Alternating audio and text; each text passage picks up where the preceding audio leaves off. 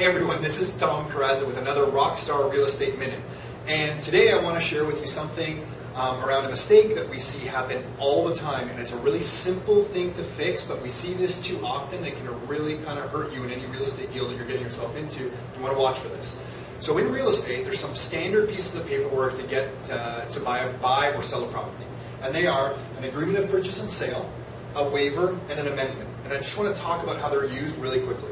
The agreement of purchase and sale is the document used to either buy the property or the document used when you're selling your property. It's when two parties come together to trade a piece of real estate, to buy and sell a piece of real estate. It's done on an agreement of purchase and sale. And as part of that agreement, there's usually two very common clauses. One of the clauses is that your offer when you're buying is conditional on your financing, and it's conditional on you having a home inspection on the property. That's really kind of standard stuff, right? There's some details on that stuff, but those are the very standard clauses. Well, what happens after 3 or 4 or 5 days go by and you have done your financing and home inspection? What a lot of times happens is people will use a waiver to waive those conditions off.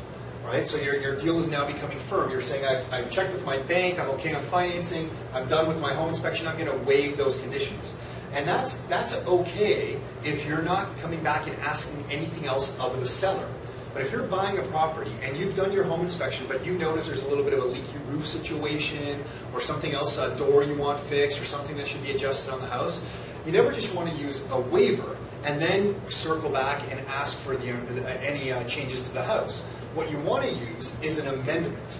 And the way an amendment works is an amendment does two actions in one step. In the first part of the amendment, it deletes certain clauses. So it'll delete the financing and home inspection, whatever else other clauses you put in there. And then in the same document, it inserts whatever else you'd like to add. So maybe you want to add that I'm deleting financing and home inspection, but I'd like to have that leaky roof that we found repaired before I close on the property. Now with one signature, both parties are agreeing to this thing. Instead of using a waiver, when you waive the conditions, and then a day later if you go back and ask for that leaky roof to be fixed, you might not have the leverage you need from the seller to get it because you've already gone firm on the deal. You have no more negotiating power to go and ask them for any improvements.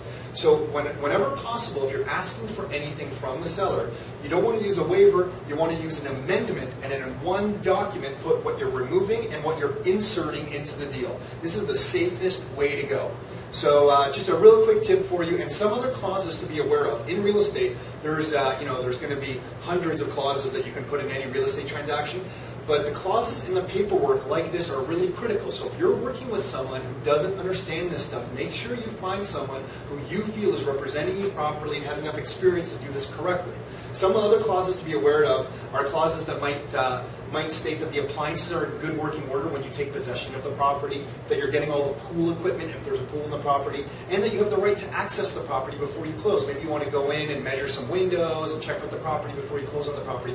You want to negotiate those in advance and put that as part of your amendment before you waive the financing and home inspection clauses. That's it. That's another Rockstar Real Estate Minute. Hopefully that was insightful. Take care.